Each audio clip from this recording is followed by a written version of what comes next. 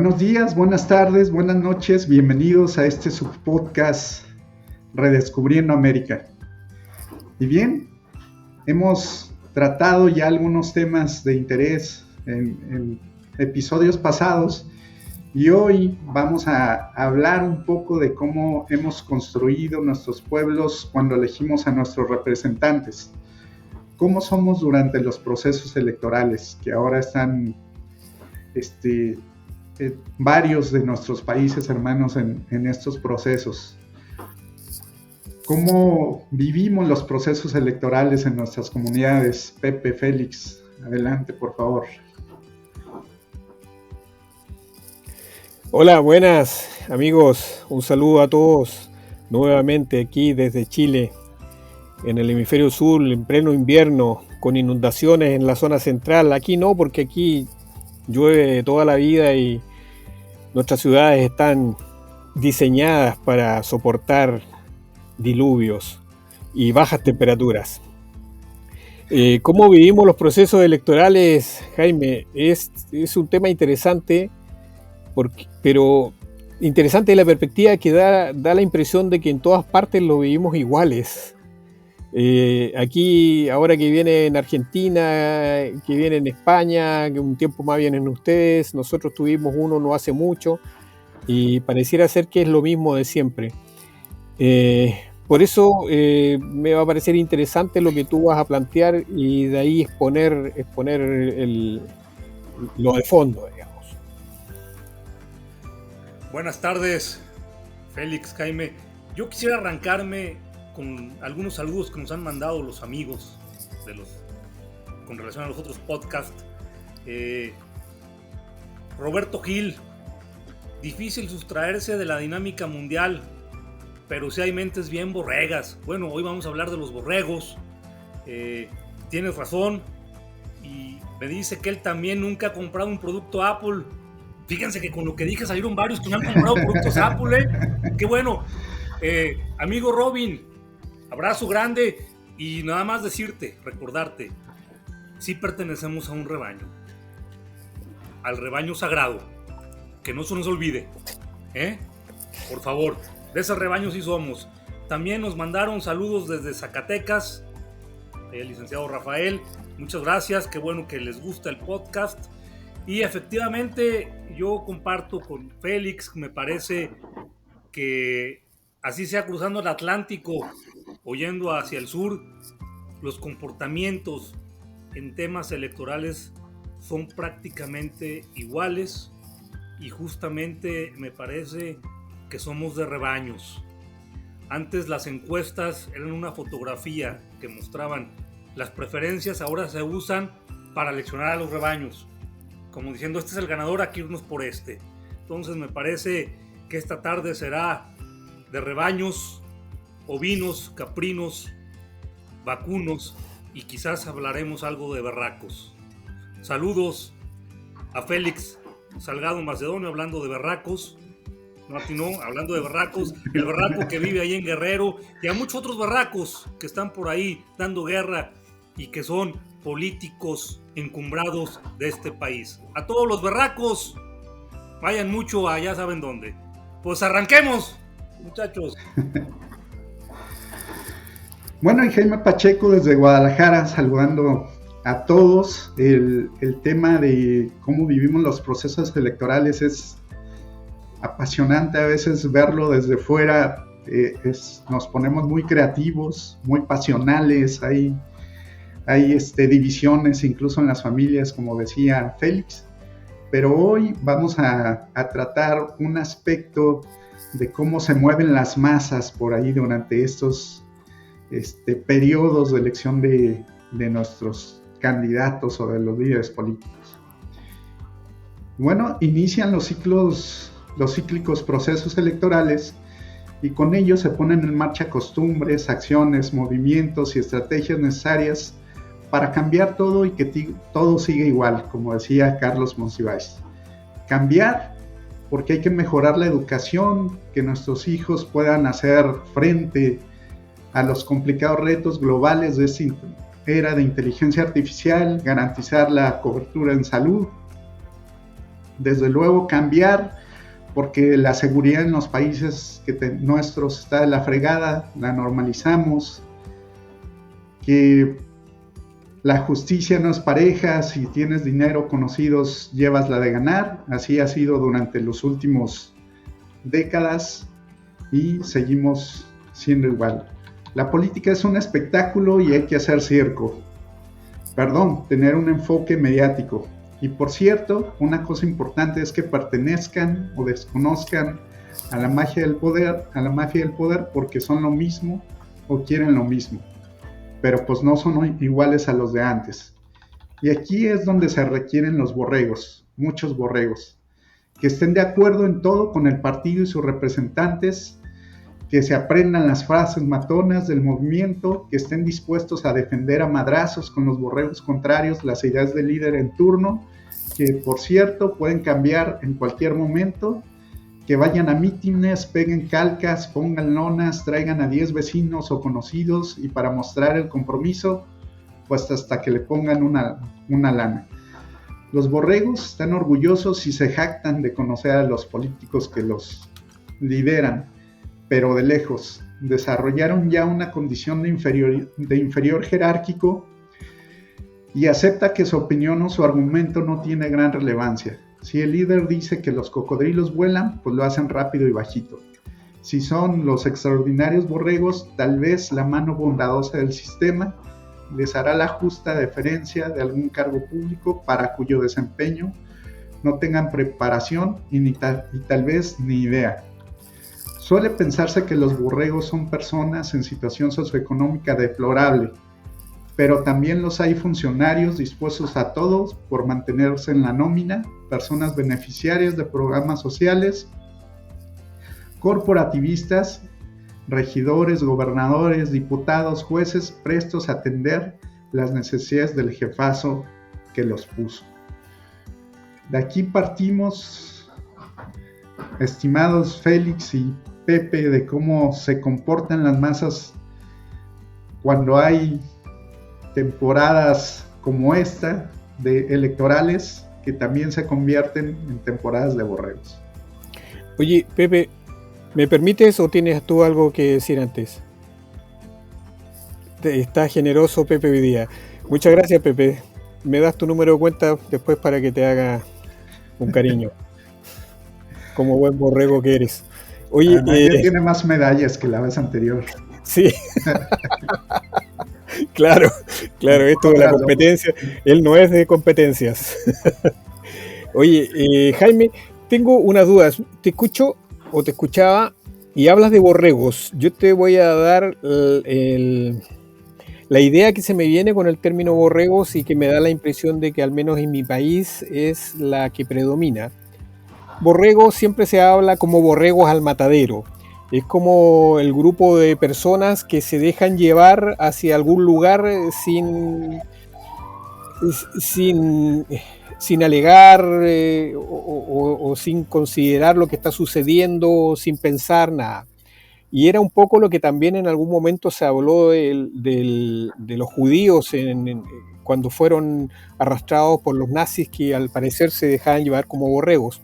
Claro que ahí hay una historia más fuerte detrás, hubo participación de las castas superiores judías en que entregaban las listas y efectivamente los nazis llamaban y decían tienen que presentarse tal día, tal hora y llegaban todos de manera muy ordenada. Pero esa es como la visión de borrego, pero te escucho y me parece que tu visión de borrego o la visión de ustedes en el fondo es distinta, es más como lo que nosotros denominamos oportunistas o tontos útiles, como le decimos también, que son gente que milita o puede militar en determinado partido, pero que está dispuesta a hacer todo lo que el candidato requiera para lograr sacarlo ganador, vencedor en esta contienda política, y obviamente eso inclusive pasando dinero, dando cuotas, pero que después eso puede implicar evidentemente que tú vas a ser redituado. Y a eso nosotros le llamamos oportunistas o tontos útiles. Siempre y cuando, evidentemente, no lo veas de la otra perspectiva, que uno podría considerar que hay un tipo de simbiosis entre el político que está tras un cargo y estos borregos que tú llamas, que en el fondo también están tras un cargo o una ubicación especial que les va a generar un ingreso monetario que les va a permitir vivir. Y si es así, hay una necesidad de pertenencia entre ambos. O sea, esos borregos que tú dices necesitan a estos tipos que se postulan a cargos políticos, y estos tipos que se postulan a cargos políticos necesitan de esos borregos para poder ser.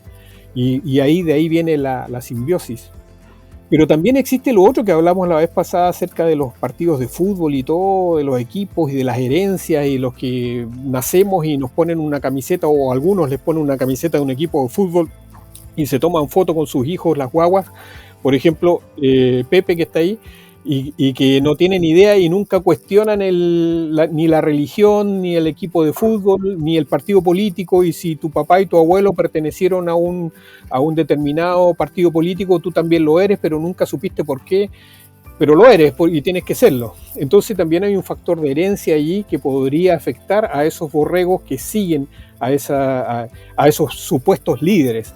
Porque como no todos pueden ser líderes, en el fondo, si no eres líder, pasarías en ese aspecto a ser borrego, y los borregos serían los militantes, en el fondo.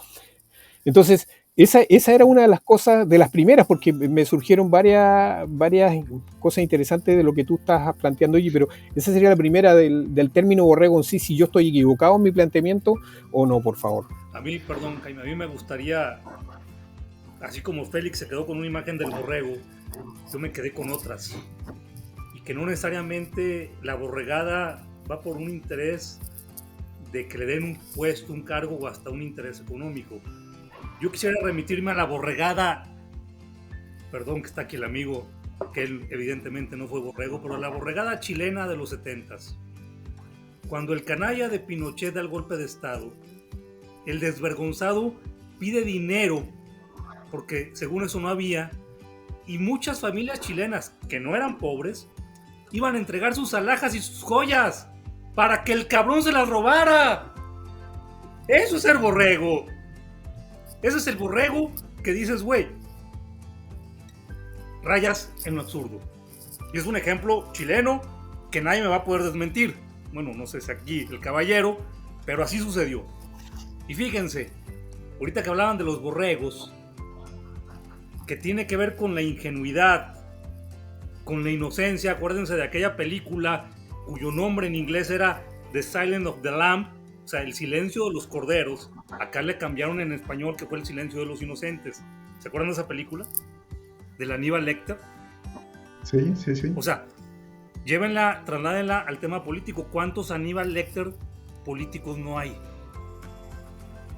Que agarran a la gente. Bueno, en algún partido político de este país, algunos miembros del Partido Acción Nacional se referían a la gente como canicas. Yo traigo tantas canicas. A ellos también, otro saludo. A ver, fíjense cómo finalmente lo que dice Félix, este sentido de pertenencia mal entendido también, es que yo soy de las Chivas, yo soy del Colo-Colo. También no deja de ser una borregada, porque como él dice, no nos cuestionamos nada. Yo soy católico, güey. Güey, ¿por qué eres católico? Es que me bautizaron. Ya estoy libre del pecado original. ¿Quién sabe qué significa eso? Pero ya estamos libres del pecado original. O sea, no somos capaces de cuestionarnos también por algo que yo creo. Ahí sí es una creencia. Porque en general nos aterra, nos da miedo cuestionarnos en temas políticos, religiosos, fútbol, en todo nos da un temor el cuestionar el por qué soy como soy. Y eso me parece que es lo que ata al ser humano. Lo mismo va el cuestionarnos, y perdón que lo diga a lo mejor, ¿por qué mis preferencias sexuales son de una forma o son de otra? Que finalmente una preferencia sexual no hace ni mejor ni peor a nadie. Pero nos cuesta mucho en el fondo cuestionar nuestra esencia y cuestionarnos por qué tenemos tantas etiquetas que nosotros mismos nos autoponemos o nos pusieron por herencia o nos pusieron, como dice Félix, pues a mí desde bebito me pusieron la mendiga camisa horrenda de las Chivas, pues es la que sigo usando y sigue siendo igual de horrenda, pues. Pero ¿Y no te queda chica? No sé si me quede grande. Porque la sigues usando, dijiste, es la misma que sigues usando. O naciste de este tamaño. Ahorita que dices, no, espérame, ahorita que cuentan esto. Estando yo, llegó el líder sindical ahí conmigo con una camisa del Real Madrid. Y entonces llega y se la veo y le digo, oye, güey, te queda grande. Y el güey, no, si me queda bien justa. No, güey. O no entendió por qué me quedaba grande. Sí, pero así nos pasa. A mí cualquier camisa me queda grande, indudablemente. Pero fíjense el tema que tiene que ver con los borregos. Yo aquí dejo mi primera intervención para que entremos a la polémica de aquellos chilenos que empeñaron o dejaron sus joyas a aquel pinche vividor que terminó siendo un perfecto rufián y un ladrón de poca monta, que cobarde nunca enfrentó la justicia. Para todos tengo, para todos tengo. Bien, para contestar un poco a Félix, el término que tendría muchísimas aristas, creo que en México se ha utilizado de múltiples formas, tanto para las personas que por necesidad se suben a un camión, les dan una torta y un refresco y se van a un meeting político que no tienen ni la menor idea de quién es o qué ideas políticas defienden o postulan, hasta las personas que ya tienen una posición, un interés político de que gane tal o cual candidato porque le representa continuidad en su trabajo, o algún beneficio o interés, ¿no? Pero que junta a todos esta idea de ir con el líder sin, como decía Pepe, sin cuestionarse y sobre todo sin tomar una responsabilidad personal sobre lo que se está haciendo, ¿no? De cuidar lo que es mejor para tu país, para tu comunidad, sino actuar en función de lo que dice el líder. Y después se topan en la pared con que están atacando a alguien, un adversario político, y después hacen alianzas y luego ya tienen que votar por la persona a la que antes tanto odiaban. Coyunturas de ese tipo se dan, ¿no? Entonces yo creo que esto nos permite revisar un poco qué hábitos, qué costumbres, qué propósitos o virtudes hemos desarrollado durante los procesos electorales, que ahora, como decía Félix, hay uno en proceso en Argentina, acaba de pasar en España, y bueno, el próximo año tendremos uno aquí en México, pero creo que ya está súper adelantado. Entonces, de aquí partiendo, me gustaría escuchar sus opiniones. Oye, mira, sí, en realidad lo que decía Pepe es cierto, eso sucedió después del golpe de Estado y se pidió como al país, a la gente que aportara para levantar el país que supuestamente estaba en un mal pie económico y todo eso. Y sin duda ahí hubo un engaño hacia mucha gente que hizo eso, que fue a entregar, hizo donaciones de dinero y algunos entregaban sus joyas o sus argollas matrimoniales, para que, de hecho yo no la tengo porque la entregué precisamente. Ahí está, ve, estoy asumiendo el papel de Pepe hoy día parece. Y sucedió. Bueno, y ahí me sorprende mucho porque esa era una derecha, extrema derecha, que parece que no había leído a Robert Nozick, que debería ser el bastión de su pensamiento base en cuanto a lo que es el liberalismo, porque Nozick hubiera estado absolutamente en contra de eso. Entonces, ahí había como una contradicción, pero en el fondo ese fue un movimiento como para hacerse las víctimas y de alguna manera hacer creer que era válido ese golpe de Estado porque era un país que estaba hundido y necesitaba reflotar y el país no tenía medios para reflotar, salir adelante y por lo tanto todos tenían que hacer un aporte. Era como cuando se hace haciendo obviamente los paralelos y mutatis mutandi en relación a la Teletón, que se pide a la gente que vaya a aportar para apoyar algo. Bueno, Félix, en este caso no era verdad. En México tenemos un episodio parecido que se toma como de orgullo nacional, que es cuando Lázaro Cárdenas expropió el petróleo, que mucha gente llevaba sus gallinas, sus cerdos, sus cooperación como podía, porque precisamente fue la misma idea, ¿no? Necesitamos recuperar el petróleo, pagarle a las empresas extranjeras que lo tienen, y tenemos que hacerlo incorporar a la comunidad. Nada más, corrección histórica.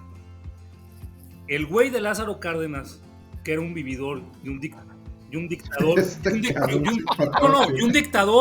fíjense, pero a lo que voy. El güey de Lázaro Cárdenas no privatizó el petróleo. El petróleo ya estaba privatizado, no lo estatizó. El petróleo ya era del país en la Constitución del 17. Lo que Lázaro Cárdenas hizo fue nacionalizar los fierros por órdenes de Estados Unidos. A ver, venía la Segunda Guerra Mundial y el petróleo de este país prácticamente se iba a Europa y a Alemania. Todos los gringos le dijeron a Lázaro Cárdenas, que era el presidente disque socialista, le ordenaron, que por cierto, otro asesino, Lázaro Cárdenas, mandó matar a Obregón, pero bueno, le ordenan que nacionalice las empresas extranjeras petroleras para joderse a Alemania con el petróleo. Y entonces Lázaro Cárdenas nacionaliza los fierros o las empresas, fíjense bien, y a los alemanes les pagaba el valor de 1 centavo de lo que valía su empresa, y a los gringos les pagaba $3. Esa era la diferencia, ¿sí? Ahora, están diciendo una característica en común de todos los dictadores, sean de derecha o de izquierda, o sean una soberana bola de güeyes. Todos les encanta victimizarse. Aquí tenemos un güey que sale todas las mañanas a decir, ay, es que soy el presidente más golpeado, más criticado. Eres el presidente más baboso que ha tenido este país. Ya lo dije. No me la ganaste. Oye. Pero ese es un tema que les encanta, ponerse de víctimas, y la bola de güeyes que se las cree. Perdón. Oye, una cosita. Bueno, sí, saltando un poco el tema, sí, hay varias cosas de las que dice Pepe que podemos concordar, pero en cuanto a la historia mexicana no puedo opinar porque la desconozco. Así que él puede mentirme y yo le voy a tener que creer igual. Como él es hincha de Maquiavelo, entonces tiene la libertad para eso. Otra de las cosas que decía Jaime es que hablabas de 200 años de lo mismo. Y para mí 200 años es, bueno, nosotros tuvimos el bicentenario hace poco, que es el periodo que tenemos como nación. Es como pensar que eso ya es una normalidad. O sea, no hay nada de nuevo lo que está sucediendo, porque si ha sucedido siempre es algo normal y común. Entonces, claro, ahí hay otro punto. Si siempre ha sido así, ¿por qué tendría que cambiar ahora? Si hablamos que hace 200 años que está sucediendo lo mismo. Y otra cosa que quería decir algo, bueno, hay varias, pero otra cosa que quería decir para no acapararme el tiempo, es lo que acaba de decir Pepe, y una cosa que también dijiste tú recién, que hablabas de más del 50% de pobreza en México que había, y que lo que me parece una cosa increíble, una barbaridad, pero ustedes manejan los números de su país, evidentemente, pero sin embargo hay una estadística que salió hoy día, que sale todos los días, del apoyo a AMLO y al presidente mexicano, digamos, y está en el 56.6%, que ya quien no se quisiera, qué presidente no se quisiera ese apoyo, gente que está de acuerdo con eso, y claro, bajó en relación al mes anterior, de julio a agosto, porque parece que lo hacen mensual, no todos los días, mensual. En julio era el del 57.4%, y ahora el 23 de agosto está en el 56.6%, y es una estadística que supuestamente es seria, está hecha por un diario español, el Economista. Entonces, ¿cómo se condice eso realmente? O lo que yo escucho de ustedes es una rabia porque ustedes no son parte del gobierno y eso les molesta y no pueden sacar su tajada de la torta y no están conformes en que la mayoría, la masa de la mayoría esté de acuerdo con AMLO y lo esté apoyando y eso les molesta y cuando sea el gobierno de usted ese 56% va a alegar en contra de... No sé, ahí hay cosas que no me calzan. Bueno, a ver, Félix, ahí te va, déjame comentar algo. Creo que este es un hábito que tenemos. Lo que acaba de decir Pepe, el presidente más baboso de la historia fue Fox, pero luego de Fox fue Calderón, y luego vino Peña Nieto y todos decíamos que era el más baboso de la historia. Y ahora el que tenemos es el más baboso. Seguramente el próximo va a ser el más baboso porque es un hábito decir cuestiones como estas. Otra cuestión que me parece cíclica y repetitiva es lo que tú dices, Félix.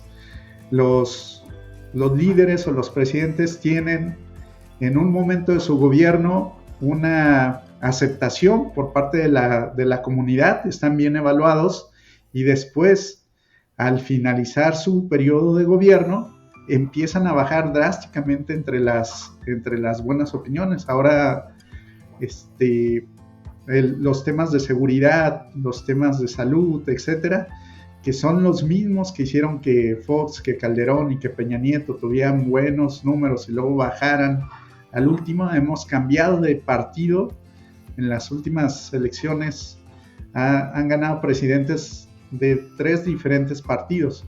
Entonces creo que un hábito que tenemos, o viéndolo un poco desde arriba y sin cuestiones de pasiones coyunturales, es al líder que está, le pegamos, ¿no? Y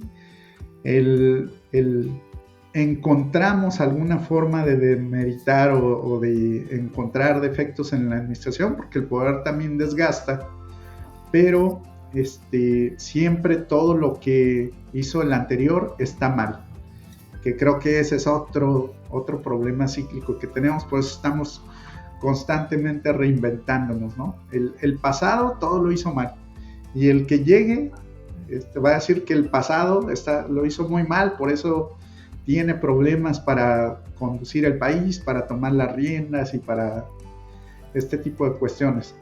Yo creo que esa es una de las grandes problemas que tienen nuestros países, cuando menos México. Ahora, en el proceso electoral, los municipios, por ejemplo, duran 3 años, ganan y al año y medio ya están metidos en un proceso electoral. Y como no hay servicio civil de carrera en los municipios, podrían correr prácticamente a todos si ganan un partido diferente, ¿no? O si gana tu mismo partido, pues estás condicionado a que la línea o los liderazgos sean los que queden. Entonces, el tener instituciones tan débiles nos mete a que estos juegos coyunturales sean muy destructivos para la construcción del Estado, de las instituciones. Entonces, en vez de enfocarnos en cómo tratar la basura, cómo atender nuevas tecnologías para esto, para el otro, los empleados públicos están pensando en cómo van a participar en la siguiente elección y qué puesto van a pelear y demás, ¿no? Yo creo que es algo que nos distingue, cuando menos en mi experiencia, en los procesos electorales. Y otro, lo que decía, que se inventan canciones, se hacen todo tipo de cuestiones, sacamos casi como si fueran showmans a los políticos que están en campañas, se dicen todo tipo de mentiras, pues, prometen cosas que ni siquiera son sus atribuciones legales, y los borregos siempre están ahí para aplaudir todo lo que diga el líder. Entonces, como decía Félix, se necesitan mutuamente y después ambas partes se quejan de la realidad que ellos mismos ayudan a construir. Es lo que diría yo en esta parte. Yo quisiera nada más retomar la importancia. Me parece que siempre la evidencia es parte sustancial de cualquier argumentación. Y más allá, como tienen razón, más allá de denostar a cualquier ser humano, el tema que menciona Félix de la aprobación, a mí no me sorprende, porque en estas fechas, tanto Felipe Calderón como Vicente Fox, como Zedillo, tenían una mayor aprobación de la que tienen actualmente. Entonces, no es algo también que sea sorprendente, a lo mejor en este tiempo comparado con otros países, pero comparado en los históricos con los presidentes anteriores de este país, no es algo que sorprenda, porque el nivel de aceptación ha sido así, muy alto, o no sé si esto sea muy alto, o de estas cantidades y mayores, porque es el más bajo de los últimos, sacando a Peña Nieto, porque todos tuvieron arriba del 60% de aprobación en su penúltimo año. Entonces, eso es tema de evidencia. Ahora, efectivamente, y yo aquí también es algo que tendremos que analizar, que Humberto Eco tiene mucha razón cuando él establece que las redes sociales le dan el derecho de hablar a legiones de idiotas que primero hablaban solo en el bar después de un vaso de vino, sin dañar a la comunidad. Ellos eran silenciados rápidamente y ahora tienen o tenemos el mismo derecho a hablar que un premio Nobel.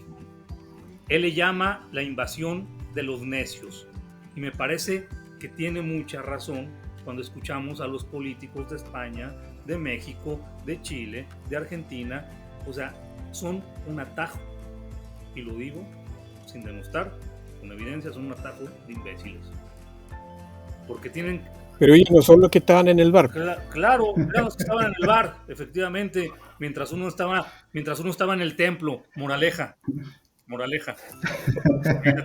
Oye, lo que pasa es que Humberto Eco se refería como al común de la gente. Yo no estoy de acuerdo en parte con eso, porque eso es como mirar la visión griega que existía, ya lo que hablaba Heráclito en algún momento, que decía que un hombre vale por 10.000 si es el mejor, y que también habló Aristóteles y Platón del gobierno de la aristocracia, que era el gobierno de los mejores. Pero en el fondo ellos tenían una sociedad muy clasista. Y pensaban que realmente cada persona, de acuerdo a su valor, que lo medían en base a la virtud, ¿sí? Y esa es una gran diferencia en relación a cómo se mide el valor de las personas ahora, que va de acuerdo al grosor de tu billetera o a la cantidad de medallas que tienes colgadas detrás de tu pared o que te pones en el pecho con decoraciones que son... Y también, ¿quién podía tener esos privilegios, no? O sea...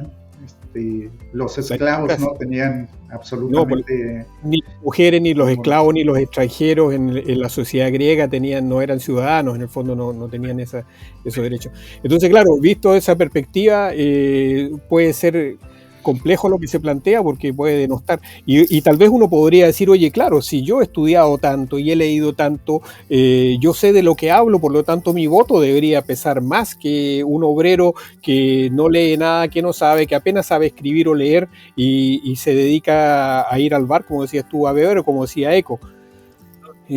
Bueno, pero la democracia, y ahí a lo mejor entramos en otro tema, la democracia es la que permite eso, porque es el gobierno del pueblo, ¿cierto? En rigor.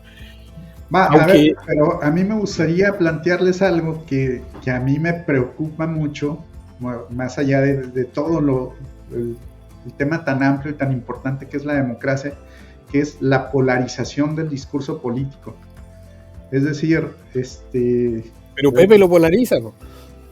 Bueno, pero los líderes, quienes están en puestos de liderazgo, de candidatos, de incluso en puestos ya de poder, tenemos el problema que para ir hacia algún lado necesitamos jalar todos o la mayoría.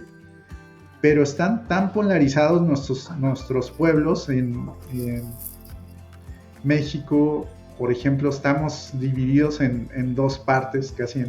Entonces, estas situaciones hacen que quien gane, vamos a tener un problema de gobernanza y siempre vas a tener una población muy grande diciendo que todo lo que tú haces está mal, ¿no? Por eso el discurso político creo que está fomentando incluso eso, lo he visto también en otras latitudes, y creo que los políticos tendrían que ser un poco más responsables de empezar a conversar desde otra perspectiva. Al final de cuentas, solos no podrán hacer mejoras sustanciales para sus comunidades. A ver, pero... No, Jaime, estamos de acuerdo, pero lo que vende parece que es la polémica. Si tú ves a Milei cuando habla, que los mismos argentinos alegan ahora de que la prensa le dio tanta plataforma que fue lo que le dio los votos finalmente. ¿Por qué? Porque le daba rating Milei cuando llegaba y le daban sus estertores y empieza a gritar o a insultar. Entonces, eso atraía rating y al final la gente lo vio y lo conoció. Y pareciera ser que en vez del consenso, el disenso es el que termina dominando o dándote votos. Ahí está la clave. A ver, es que ese es el tema. ¿Qué es lo que ese pueblo, entiéndase como tal, qué es lo que ese pueblo busca? Y me parece que efectivamente la raza, la banda, la gente, lo que le encanta es el pleito y el circo y el teatro. Hace rato decía Jaime, oye, es que los de un partido luego se agarran a golpes con los de otro partido. Y los dos güeyes, candidatos, comen juntos y cenan juntos y son retamigos. Y todo es un teatro. Ya está la gente, ay, güey. Bueno, pero es realmente esto es la democracia. O sea, porque hasta ahorita pues creemos que es el mejor sistema. Félix hablaba de la aristocracia, de la meritocracia.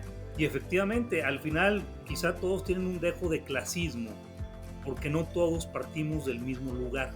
Entonces, no tenemos piso parejo. O sea, la meritocracia pues, es un mito también, ¿sí? Entonces, ¿cómo poder en comunidad, cómo nosotros somos capaces de discernir y decir, es que a mí no me interesa ver un programa, ya lo decíamos, como el de Cristina Saralegui, o escuchar las canciones del Peso Mosca, no sé, cualquier cantautor chileno que trae disparates, o ver las series infames de la apología a la violencia del narco que hace el baboso del Pigmenio. Es decir, ¿cómo nos decantamos como seres humanos en lugar de escoger ver eso o querer eso, a ver cosas que construyan? ¿Por qué nos cuesta tanto ver a un político serio y decimos, no, güey, no tiene carisma, ese güey no gana, no, está bien gris, o sea, es un político gris, no va a ganar, etcétera?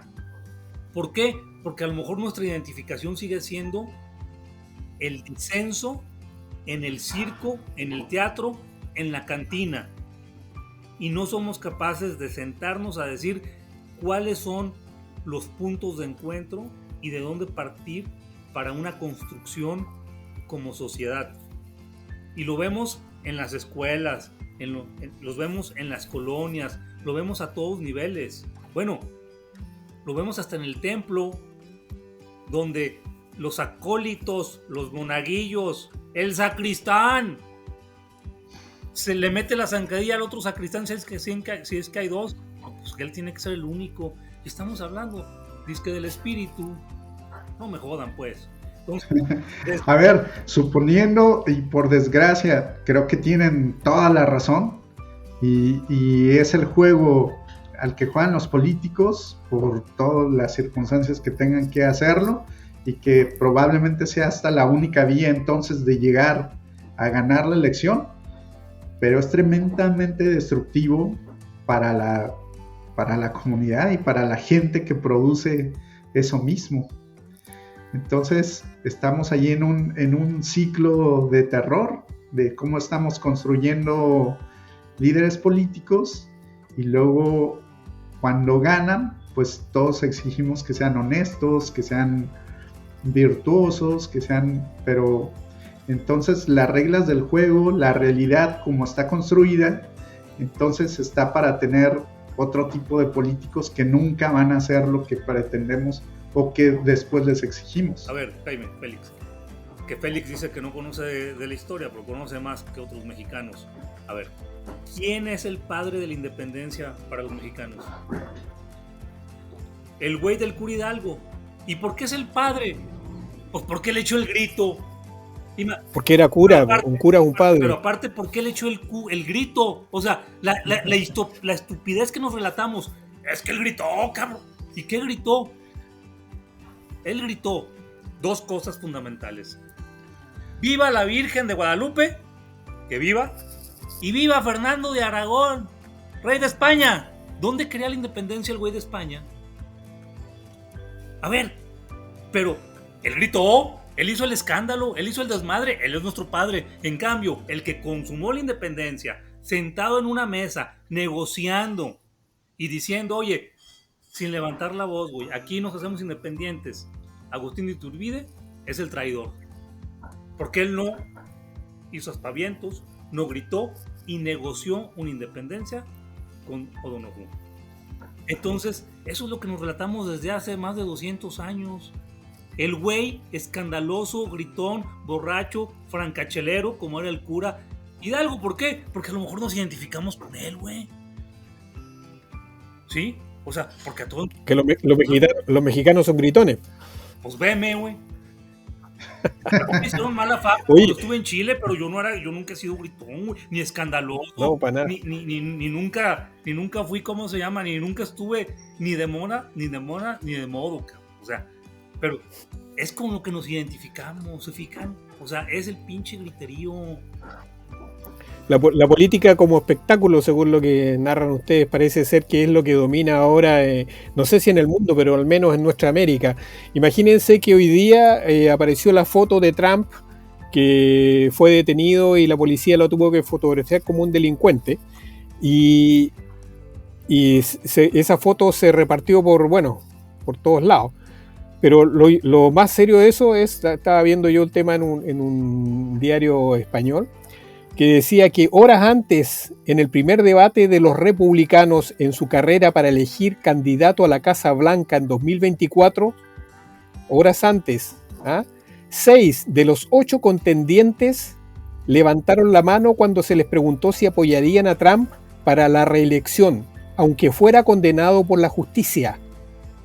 Oye, entonces tú dices, parece que es un tema de América, la política como espectáculo se da en todos lados. O sea, Trump está siendo procesado, le toman la foto igual que un delincuente, y 6 de los 8 republicanos que es de su ala política dicen que no importa, que aunque lo encuentren culpable, igual lo van a elegir a él como candidato a la presidencia.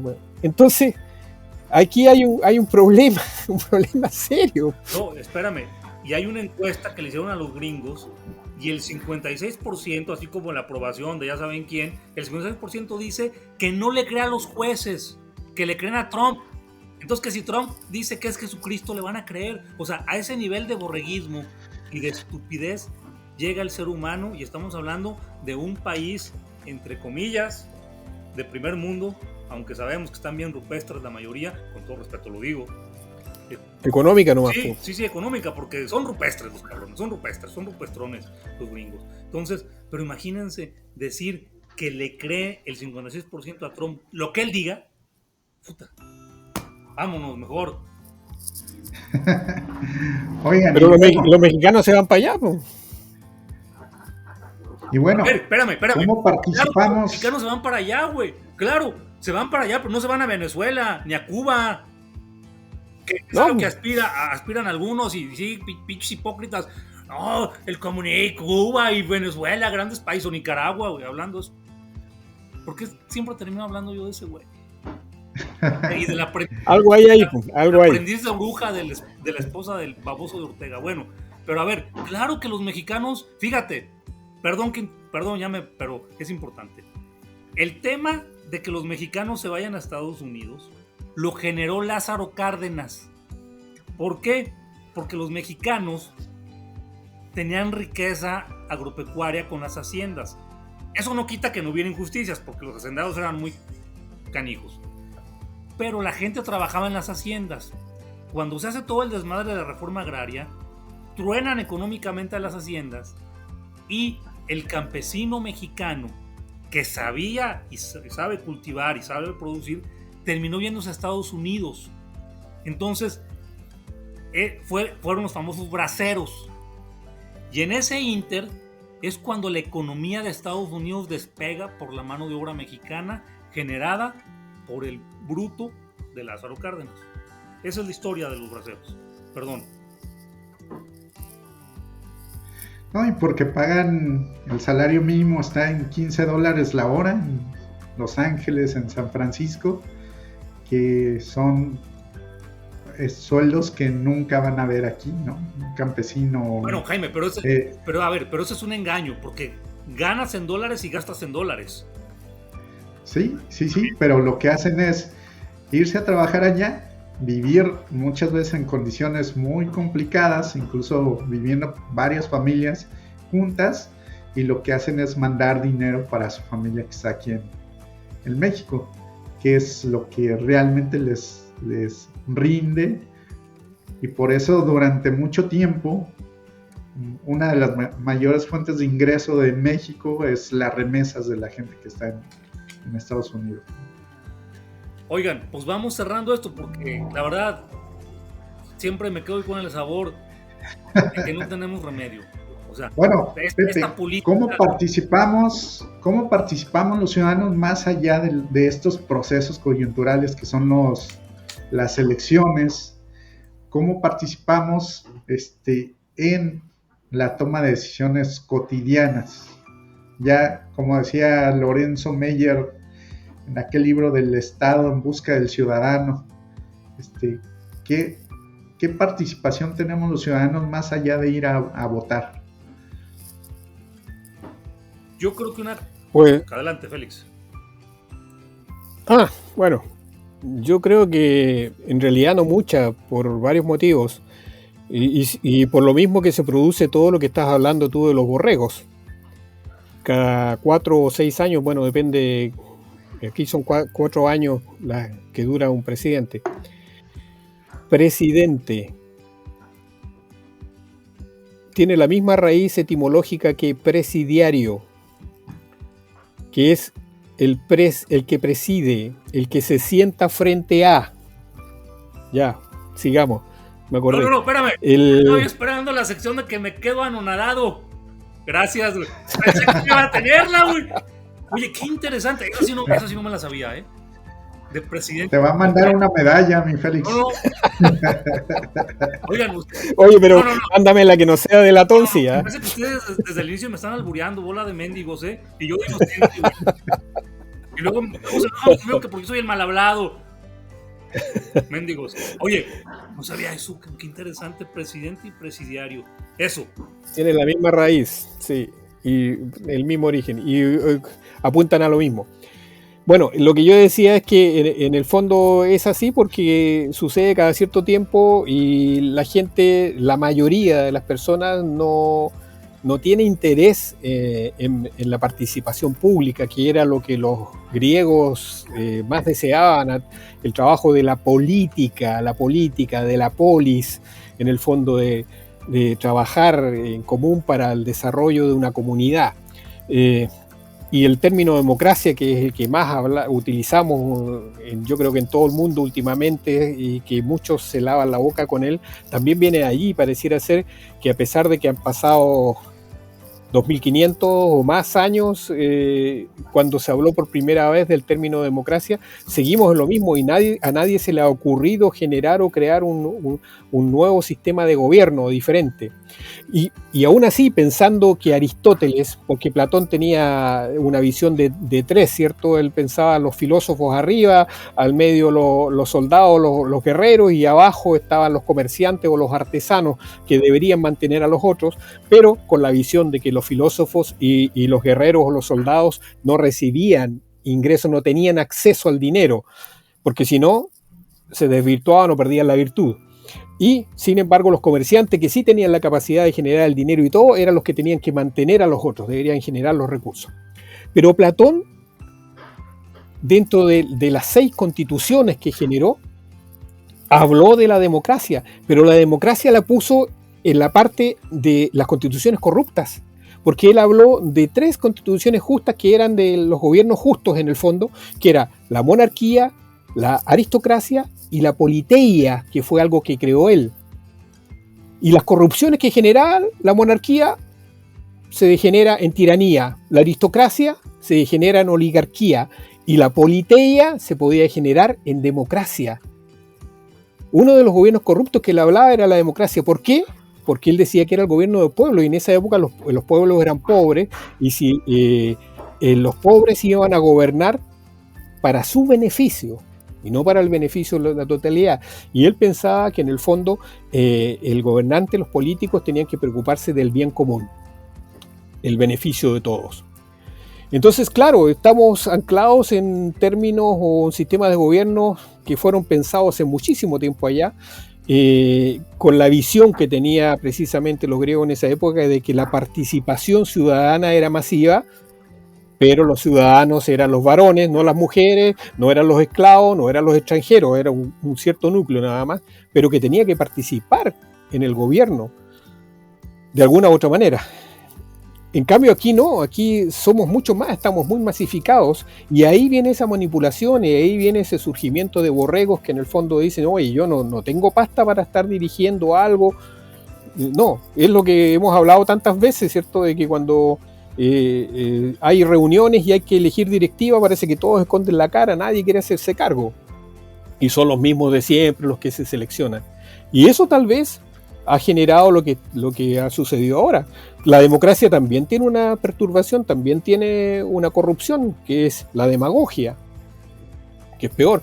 Y en eso caemos generalmente. Entonces es difícil ver cómo se sale de esto, y volvemos a lo mismo de la vez pasada en que nos pusimos nihilistas, porque en el fondo tú dices, oye, ¿qué salida tiene? ¿Viene otro proceso electoral? ¿Y qué va a pasar? Bueno, antiguamente sucedía que en el campo el dueño de fondo, el dueño del rancho, como le dicen ustedes, el jefe allí, acarreaba a todos los campesinos, a todos sus trabajadores, y esa gente tenía que votar lo que decía el patrón. Y todos iban convencidos porque en el fondo el patrón mandaba. No había conciencia al respecto.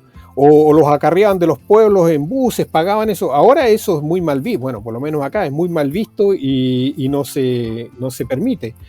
Pero sin embargo, a través de la demagogia y a través de los medios o de los más medios, ya sea por el teléfono o las redes sociales, igual te invaden y de alguna manera igual te generan esta sensación de que las personas tienen que ir por algún camino. Igual ver la visión de borrego que tenemos nosotros, digamos, que somos con corderitos que te meten en un caminito ahí con cerco por lado y lado, y al final llegáis a un solo lugar. No sé cómo se puede liberar uno de eso. A ver, yo nada más quisiera decir que ya tuvimos nuestra sección de anonadados. Ahora pasemos a la sección de develando. Vamos a develar algo hoy. Y es que me acordé de algo. Oye, por favor, que se puede decir si... Sí, a ver, si no decir, yo creo que va a ser tema para el próximo podcast de tantos. Vamos a develar que no tiene que ver con América. Está más bien cerca allá por Grecia y Turquía. ¿Cuál es el lugar? No es trivia, pues se las voy a decir también. ¿Cuál es el lugar donde prácticamente toda la población son lesbianos?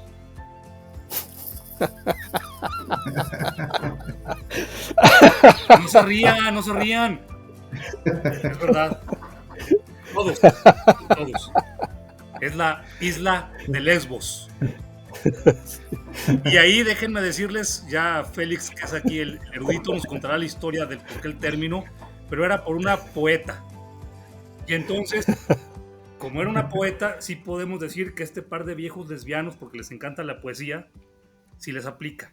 Yo soy prosaico, pero valdría la pena que ellos les contaran luego, Félix, la historia. Entonces, develamos eso, y ya para yo terminar aquí mi intervención, por ahí nos pedían algunas recomendaciones de algunos programas, algunas series.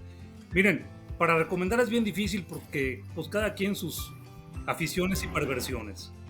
Pero voy a hablar de las principales plataformas, lo que a mí me ha gustado. HBO, vean la serie Chernobyl. Después platicaremos de alguna de ellas ya. Netflix, vean Dark. Sí.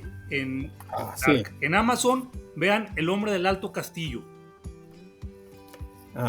Y en Apple TV, en Apple, es correcto. El hombre en el castillo. Bueno, es en el Alto Castillo. Hay que traducir bien. Y en el Apple TV, La Fundación. Esas son mis recomendaciones. Ya hablaremos, ya vi que acá también les gusta, pero ya hablaremos a lo mejor de Dark o de El hombre del castillo, que la serie es maravillosa, supera por mucho a la novela, de las pocas, vale la pena. Esas son las recomendaciones de este servidor, insisto, pero cada quien sus aficiones y perversiones. Y pues yo con esta me despido. A ver, yo igual que Félix, creo que muy poco o nada intervenimos más allá de los procesos electorales. Están tan manejadas las situaciones.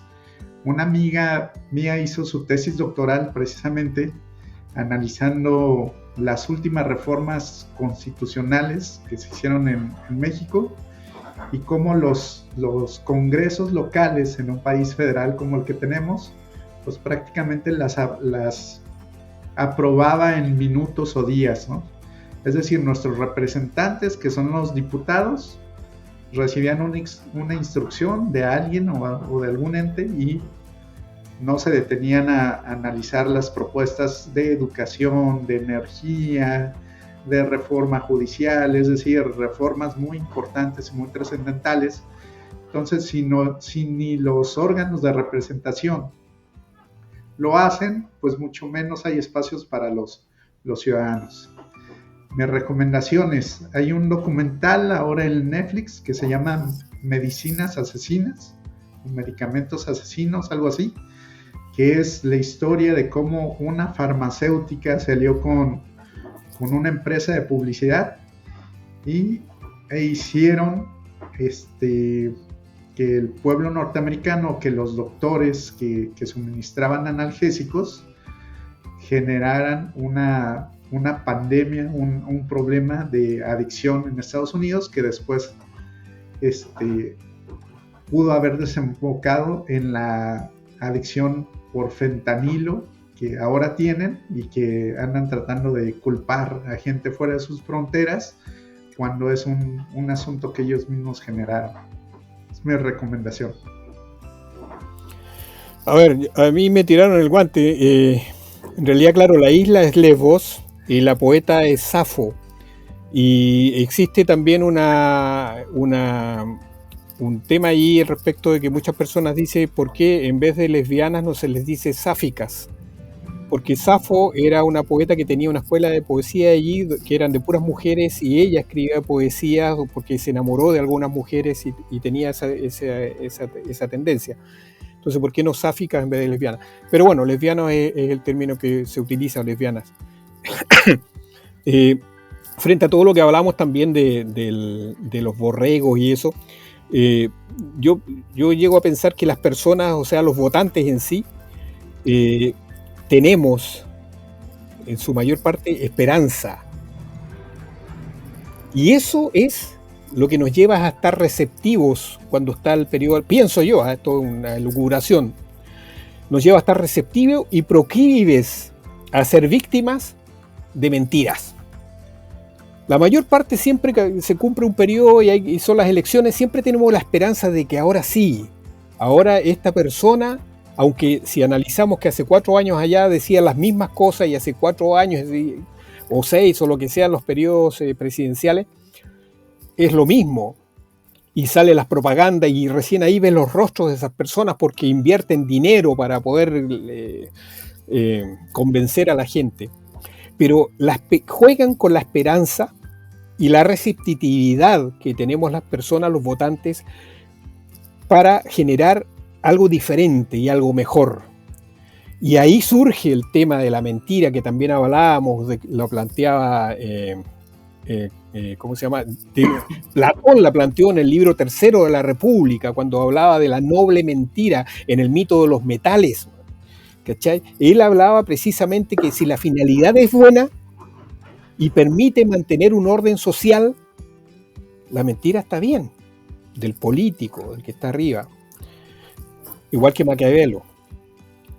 Bueno, igual me despido y contento una vez más de haber estado con ustedes y del tema que es interesante, pero nunca los podemos acabar los temas, nunca podemos completarlos porque son demasiado amplios y siempre nos queda mucho en el tintero y de repente uno se queda con una insatisfacción, un sabor amargo a poco, como que, pucha, deberíamos haber entrado más aquí o más acá y nos faltó esto, etcétera. Pero bueno, estamos en el momento de las recomendaciones. Hay mucho en mi cabeza. Yo quisiera recomendarles un libro que es Hannah Arendt, Eichmann en Jerusalén. No sé si se ve derecho o al revés allí. Pero este libro es muy interesante y bueno en el sentido de, sobre todo porque saca una nueva terminología que es la banalidad del mal. Y junto con eso hay un artículo que encontré en internet del Colegio de Michoacán, tiene que ser un mexicano, Miguel Hernández Madrid, que se llama La banalidad del mal y el rostro contemporáneo de su ideología en una teleserie del narcotraficante Pedro Escobar en Colombia. Bueno, son unas cuantas hojas, no es muy extenso. Me gustó mucho cuando lo leí porque precisamente él toma lo que plantea aquí en este libro Hannah Arendt de la banalidad del mal en relación al exterminio de los judíos. Eichmann era un teniente coronel de las SS que estuvo a cargo del acarreo en todos los países ocupados por los nazis de los judíos hacia los campos de exterminio. Y este personaje que está acá, que es Miguel Hernández, discúlpeme Miguel Hernández que me olvide el nombre suyo, hace una relación con el narcotráfico en Colombia y con todo el daño que generó Escobar Gaviria en Colombia con eso, pero también con los medios, porque él habla de una serie que se sacó en Colombia y se llevó a cabo y toca un tema que es fundamental y que también deberíamos haberlo tocado acá, y por eso yo le decía que nos quedamos con mucha tinta en el tintero y que no desarrollamos, que es ¿qué pasa con los medios? Estamos hablando de Netflix, estamos hablando de Apple TV, estamos hablando de la literatura, etcétera, y la televisión, y en algún momento Pepe habló también de la Laura de América, era Pepe, ¿no? Bueno, aquí en Chile existe un equivalente que se llama la doctora Polo, pero no es chileno, viene de otro lado, pero igual lo repiten todos los días, y es la misma temática. Entonces, ¿qué pasa con eso? Que es la televisión la que ve todo el mundo. Cuando vemos las películas, ¿cuál es el objetivo de estas películas? Entretener, pero ¿por medio de qué? Cuando tú ves películas, las series de narcotraficantes, métete a Netflix, está lleno de series de narcotraficantes. ¿Y qué pasa con eso? Que en el fondo hay un héroe allí. El personaje central o principal es un héroe que tú ves y tú lo ves y te puedes identificar con él. Y en el fondo tú estás viendo que el crimen reditúa. Entonces, evidentemente hay un desfase, estamos hablando del poder judicial, la justicia, estamos hablando de las normas, estamos hablando de la ética, de la moral, pero sin embargo, el cine, que es el más fuerte, porque podríamos hablar de literatura, pero el cine llega más y es más masivo a través de todas estas plataformas que existen en internet o que tú te metes a YouTube y podría, capaz que nos bloqueen, pero bueno, que podés bajar una película gratis inclusive, le da punto a eso porque la gente lo mira. La gente lo ve. Entonces, bueno, este artículo ojalá puedan acceder, está en internet, es gratuito. Miguel Hernández Madrid, La banalidad del mal y el rostro contemporáneo de su ideología, bla, bla, bla, bla, pero con eso yo creo que con el nombre lo pueden encontrar. Es muy interesante porque toca ese aspecto de lo que significa que estén vanagloriando o cambiándole el sentido real de un personaje que generó mucho, se le atribuyen más de 10.000 muertes confirmadas a este narcotraficante, imagínense, y sin embargo tiene una animita, tiene velitas que le prenden y hay gente que todavía lo idealiza. ¿Producto de qué? De que tiene acceso a este tipo de series o películas en los medios televisivos o los medios de internet.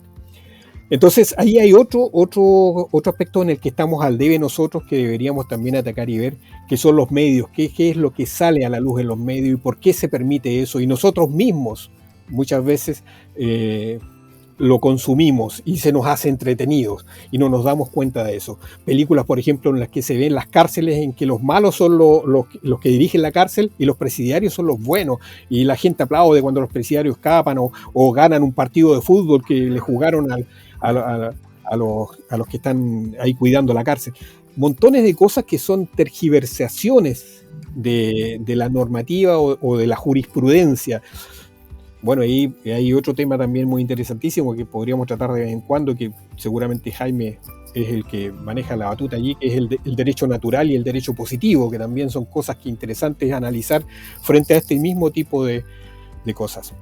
Yo recomiendo eso porque se apega mucho a las realidades que estamos viviendo ahora como país y es un desarrollo interesante acerca de lo que es la banalidad del mal, o el mal tomado como algo simplón, algo que no se considera, o que muchas veces las sociedades en sí, a través de sus mismas instituciones, no se dan cuenta o se justifican, porque en el fondo es algo que es así o debería ser así, nada más. Sí, eso, y bueno, que es algo que influye en el proceso de normalización de todas estas cuestiones de violencia que vemos, ¿no? Y bueno, amigos, los invitamos a que nos comenten, a que hagan sus aportaciones, que nos platiquen cómo viven los procesos electorales en sus comunidades, en sus países, de qué manera piensan que participan en la toma de decisiones de sus países, de sus comunas, y estaremos aquí comentando todos los mensajes que ustedes puedan mandarnos. Agradecemos, es un tema muy, muy amplio y nos vemos la próxima. Chao amigos, chao Jaime, chao Pepe, un gusto una vez más haber estado con ustedes compartiendo. Hasta la próxima. Abrazo, hasta luego.